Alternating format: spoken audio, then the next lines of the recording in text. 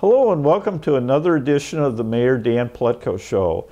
I am really pleased to have as my guests today both Carol and Mark Slater, and they have this fantastic event that they're going to tell us about and something that I think you will want to attend. So Mark and Carol, thank you for being my guests on my show today. Thank you. Thank you for having us. Now, I don't remember the number. I think I've been to every one of them and I've enjoyed them, but the Veterans Day Appreciation Dinner is coming up very shortly, and you're here to talk about it. So what number is this now? I'm glad you asked because we actually took the time to look it up this year. And this is the 14th annual. 14th already? Yes. Okay. Well, they've been fantastic. For our residents, it's a nice way to honor our veterans, but the guest speakers you've had and have just been, you get mesmerized by the stories. I mean, it's just been so fantastic. And you have another great guest this year? We do indeed, yes. We have Judge Ulysses Boykin. He's a judge from the Michigan Circuit Court and also a Vietnam veteran. So he's going to talk about his time in the service and then the wonderful life that he's had after that, leading up to being a judge. Mm-hmm. Now, when is the date for the dinner? November 6th. Okay. It's at 6:30. And Dearborn Heights veterans get in free. Okay, but they need to call because... They have to call me because I'm so proud to say that for the past, I guess, 5 years now, it's been sold out. So I like prepaid tickets. It makes it a lot easier, and this way there won't be any coming in the door. Yeah. And we just have to make sure that we have enough tables. And you've been nice enough to share your phone number for all these years. So once again, your phone number, yes, and we'll show it on the bottom. Okay. It's 313-561-5778, and you're going to be talking to me. Okay. Well, that's great. So people will know that they should call because we do need to get a good count. Yes, we do. Now, this has always been sponsored originally by the Dearborn Heights Kiwanis, but now you have Dearborn Heights Kiwanis. Yeah, Dearborn and Dearborn Heights Kiwanis merged, so it's still Dearborn Kiwanis, but it serves all the other areas as well. But Dearborn Heights veterans are the ones that get in free because it's always been that way. We want to keep up with the tradition. That's very nice of both of you. And how much effort? I got to believe you take a lot of time in putting this together, and it's so nice that what the two of you do, but is there a lot of time that's... Well, I was just telling Mark, we're just talking about it. This is a well-oiled machine because all we have to do is get a speaker. That's what takes a lot of, looking into, who to get and everything. But as far as anything else, there's no mailings that go out. All we do is, like we're doing right now, we go to the Stit Post, we promote there, and we go to, of course, all the different Kiwanis clubs and promote there. And then I just get the calls. We're blessed. I get the phone calls. I don't have to do anything but send out the tickets. Mm-hmm. And the Stit Post has a fantastic menu. Have you selected the menu? Yes, it's the same every year because it's a hit. Okay, so you have city chicken? We're going to have pork chops, meatballs, all the good starches that they have, like all rotten potatoes, mashed potatoes and gravy. So it's a big meal, and it's really good because the veterans really appreciate it. That's why so many of them come back year after year, is they really feel like it's a night out. They get to come out and they're hosted, and it's special for them. Many of them come back year after year. Mm-hmm. The other aspect that I think is fantastic is you always have some students there.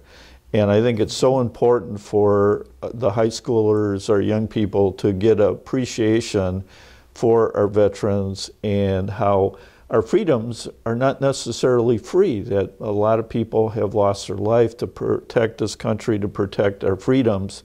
And that's one element. So you're still going to have some high school students there? Yes, we're looking at 60 approximately. Wow. We're waiting for the confirmation from the schools. So and we've contacted them. About the work involved, and really, we have to give a lot of credit to the individuals at the high schools that will take responsibility, recruit the students, and bring the students, because they're taking their own time to do the recruiting and also bring the students the night of. So we have key teachers from Annapolis, from Crestwood, Robichaud, and Divine Child. And Robichaud is the ROTC program. Yes.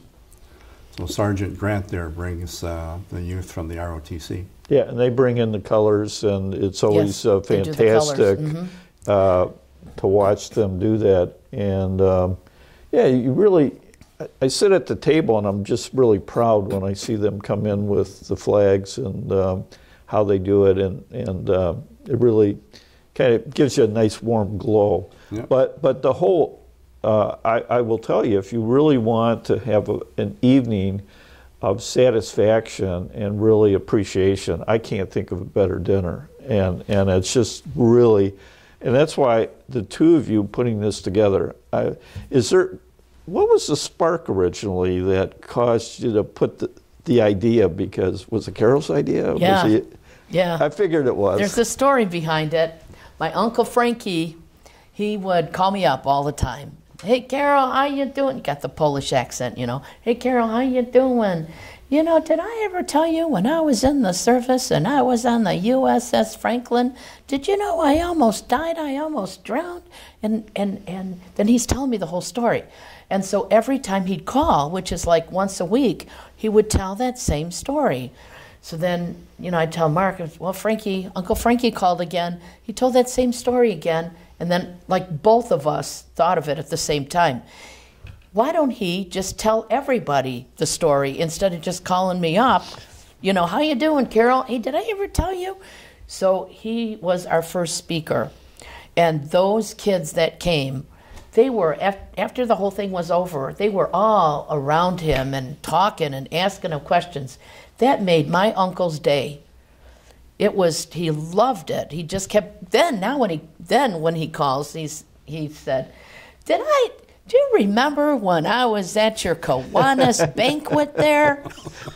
Well, I wondered what was the spark, but it really is. It's one of the events in Dearborn Heights that I think if you live here, you would want to attend, and that's why we're always pleased that this continues. But 14 years have gone by. That's hard to believe how quickly time flew. But I remember recently you had the one gentleman from the veteran from Indianapolis, and he brought, I think that was a flag. Flag from the Battle of the Bulge. Yeah, yes. That was big. And he shared that with us, and it's just been, every year, it's been a different speaker, but an enjoyable time and good fellowship, and it's just fantastic. I can't say enough about the two of you and what you've done. Thank you.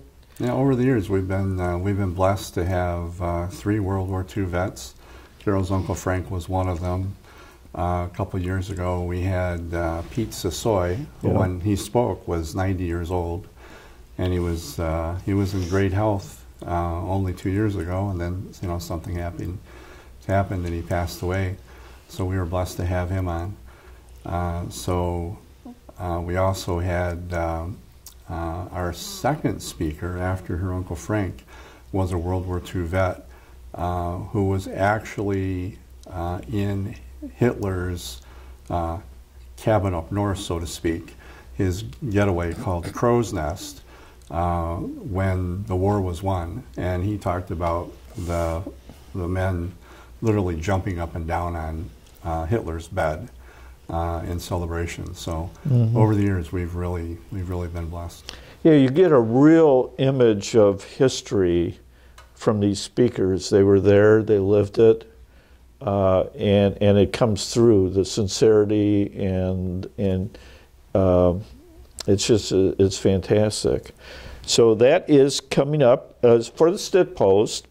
It's off of Warren Avenue on Military Street, right back of the Shell station at Telegraph and Warren. But call ahead. We don't want, seating is limited, so you can't assure that there'll be a spot enough food if people don't call. Dearborn Heights veterans come in for free. Mm-hmm. And the hall holds 200, so it's a good crowd, and for it to be sold out, that's a pretty proud feeling. Yes, yeah.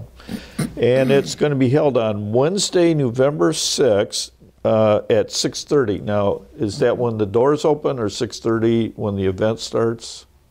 Yeah, 6:30 is the time to show up and be ready. We generally start about maybe 6:45. Okay. Yeah. Okay. So you don't want to come at 6:30 or a little bit before. That's what we want people to do. And tickets are available. We'll show the phone number again at the bottom. You can talk to Carol at 561-5778.